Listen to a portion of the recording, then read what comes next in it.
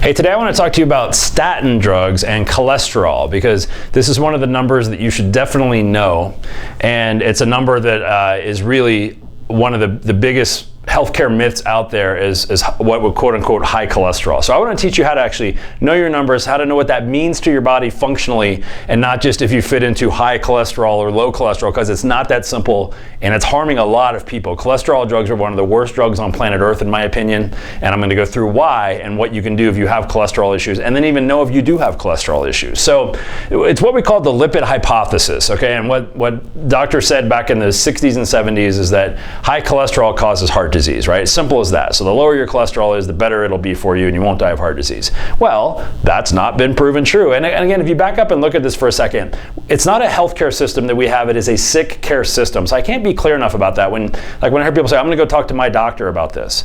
I don't have a doctor. You'll never hear me say I'm gonna go talk to my doctor, because I don't have a doctor.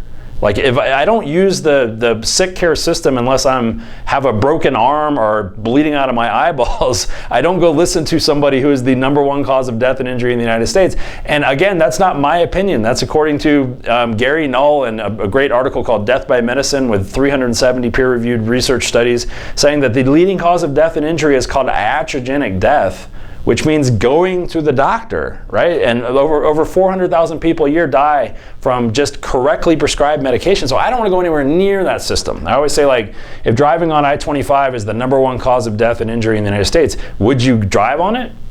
You wouldn't. Like, not even from Bellevue to Orchard, you would never get on I-25 because that's the leading cause of death, right? If one jumbo jet was crashing every single day in the United States, do you think we would still be getting on airplanes? Would we be allowed to get on airplanes if a jumbo jet was crashing every day and killing everybody? It wouldn't. But that's how many people die from iatrogenic or correctly prescribed medication. It's a jumbo jet crashing every single day. So again, if you have an emergency situation, that's fine. But otherwise, you got to start thinking and advocating for yourself, and that's something I can help you with. That's why you need to know your numbers here, okay? So the lipid hypothesis, again, is high cholesterol causes heart disease. So if you have low cholesterol, you're good. But that's been disproven. So there's never been any randomized research study to show a link to low-fat diet and low cholesterol with a lower risk of coronary heart disease. Okay, so this is from the British Medical Journal, and they found that actually more people have heart attacks with low cholesterol than with high cholesterol. More people have heart attacks with what quote-unquote normal cholesterol than high cholesterol. So that disproves the theory right there. There's a higher death rate amongst people with low cholesterol than high cholesterol. And the reason is because cholesterol is not the cause of heart disease. Inflammation is the cause of heart disease, okay? Now your cholesterol can tell you some things, your numbers can tell you some things, that's what I'm gonna go through. But it's not as simple as high cholesterol causes heart disease, so make sure you have low cholesterol. It doesn't work that way. So the way that it actually, and this is the way you see it on TV. So this is Crestor. This is a statin drug, okay? So this whole video came about because I had a patient came in recently, and she gave me her blood work numbers on cholesterol, and she said, the doctor wants to put me on statin drugs. I don't know what to do. I don't want to take it. I know it has horrible side effects. I don't know what to do, but she's all nervous. And I said, okay, let's actually look at your numbers. And I told her everything I'm about to tell you. So first thing I told her is low cholesterol doesn't mean necessarily better. So this is Crestor, which is a statin drug. Now the problem with these statin drugs is they do lower your cholesterol, but your brain is made of cholesterol. So as it's draining your brain of cholesterol, it's ruining your memory, which you'll see. I have some studies on this in a few minutes. Statin drugs cause a lot of joint pain and a lot of memory problems. I have a patient who, his dad was about to be put in the nursing home, the Alzheimer's nursing home, and I said, hey, I'll see you next week. He's like, I don't know if I'll be here next week. I got to go move my dad into the nursing home. And I said, what's going on with him? He's like, well, his memory's been really bad. They tell him he has Alzheimer's disease. And I said, is he on Lipitor, which is a statin drug? He said, yeah. I said, get him off the Lipitor for the next 4 days and see what happens. He came in the next week, gave me a big hug and said, I got my dad back. My dad's back to normal in 4 days of being off of the statin drug. Guys, it's that simple. So, but again, if we go back to what they're saying even on the drug ads, this is Crestor, which is a statin drug, and it says it lowers your cholesterol, which it does. But then it says down here at the bottom, so she's saying lowers bad cholesterol, right? So good and bad cholesterol, we'll talk about it in a few minutes. So it lowers bad cholesterol, that must be good for you. It must prevent heart attacks and strokes, right? Because that's what the lipid hypothesis means. But it doesn't do that. So it says right here at the bottom on the commercial, Crestor has not been shown to prevent heart attacks, heart disease, or strokes. I'm gonna read that to you again. They tell you, take this drug so you won't have heart disease, heart attack, and strokes. But then right on the commercial, they have to disclose that Crestor has not been shown to prevent heart disease, heart attacks, or strokes. Guys, we're one of the only countries in the world that allows this kind of garbage on the news or on TV anyway. There's 2 countries in the world that allow drug ads on TV, but they still have to tell you the truth if you just would look at it. You got to question this stuff. So if we look further along here, Crestor, okay? So you can actually look this up. This is Crestor.com, and it says, Crestor has not been determined to prevent heart disease, heart attacks, or strokes. Says it right there on this disclosed in. This is Crestor.com. This is their website. That's like Ford saying Ford is the worst car on the road, but you're buying the Ford car anyway. Guys, it's insane. So if you do have high cholesterol, I want to show you if you do actually have an issue with cholesterol. I'm going to show you your numbers and the ratios you got to read. But I'm also going to show you what you can do if you do have ratios that are out of balance and what you can do other than statin drugs. So very first thing is I want to get to why we still believe this stuff. This is George Mann. He's the MD of what the Framingham study.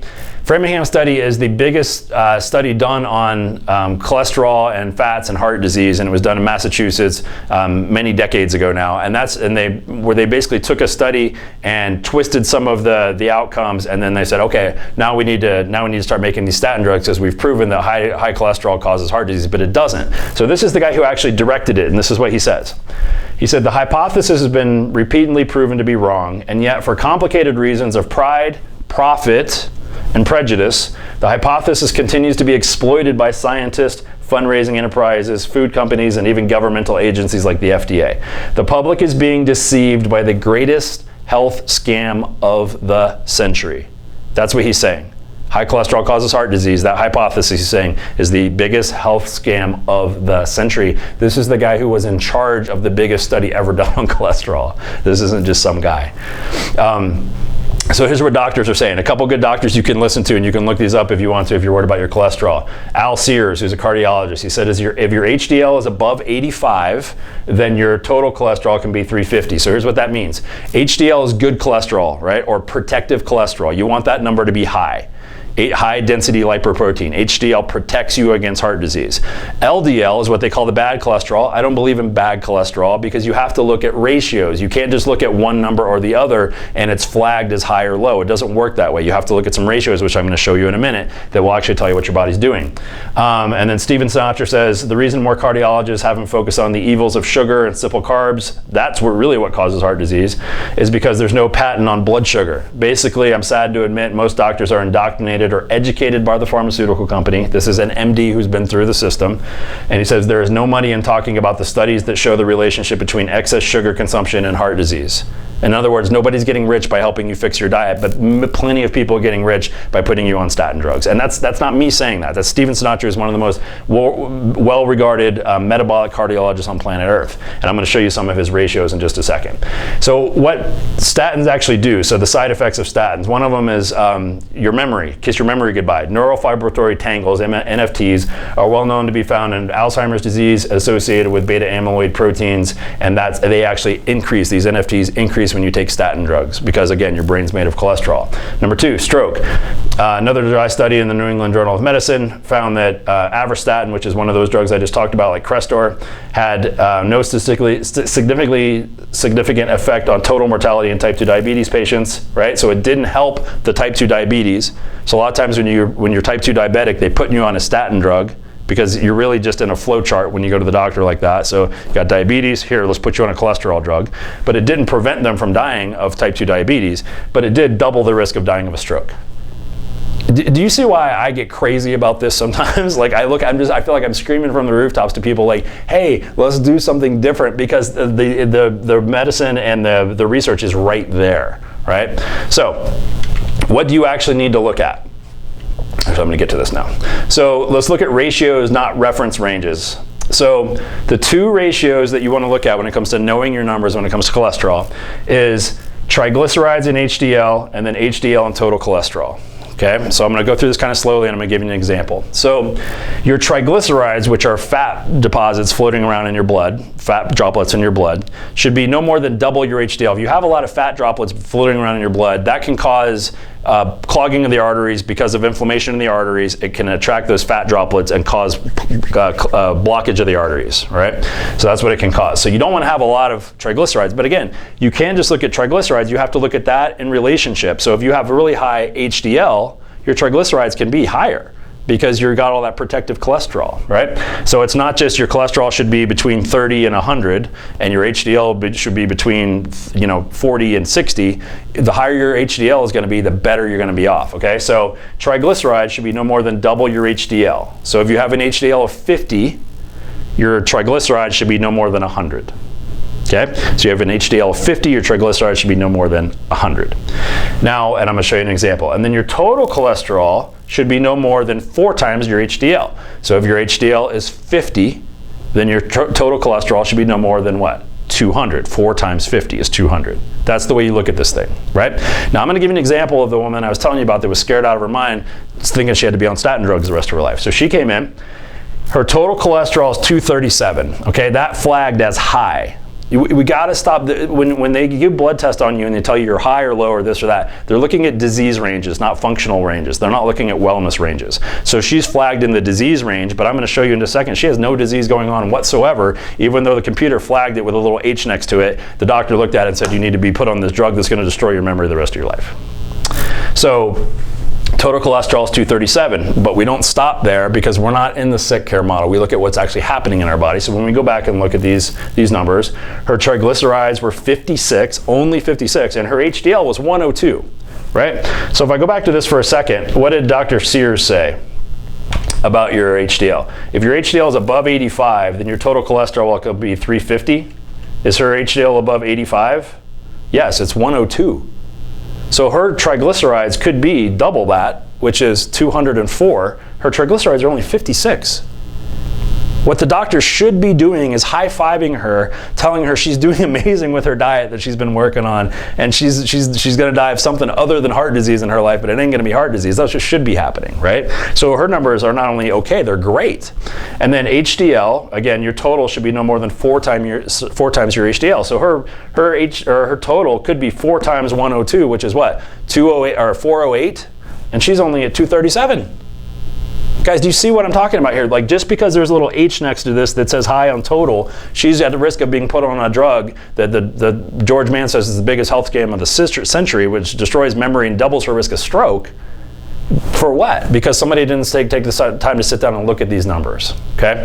So if you have a cholesterol number, if you have total triglyceride and HDL, then you can find these numbers very quickly and learn what to do about them. And it's just these ratios. Again, triglyceride should be no more than double your HDL, and your total should be no more than 4 times your HDL. So your HDL is really the number you need to look at. But what everybody looks at is total and LDL, which really mean nothing, okay? So if you have these blood work numbers and you want to bring them in and let me look at them and look at your ratios, I can do that. Now, if you have, let's say her HDL was only 40 and her triglycerides were 200, is that a problem? Absolutely, they're too high. What do you do about that? You don't get put on a drug, you change your diet. Okay? And there's some dietary things you can do, there's some supplement things you can do that have been shown to change this. There's a great website for Dr. Sinatra, Steven Sinatra, it's drsinatra.com, and he has some great research on this, but what he talks about is reduce your sugar levels. Right? Eat more good fats like coconut oil, avocado oil, exercise, all those things raise your HDL and lower your triglycerides. So it's not as simple as looking at a number that's flagged as high, it's looking at ratios.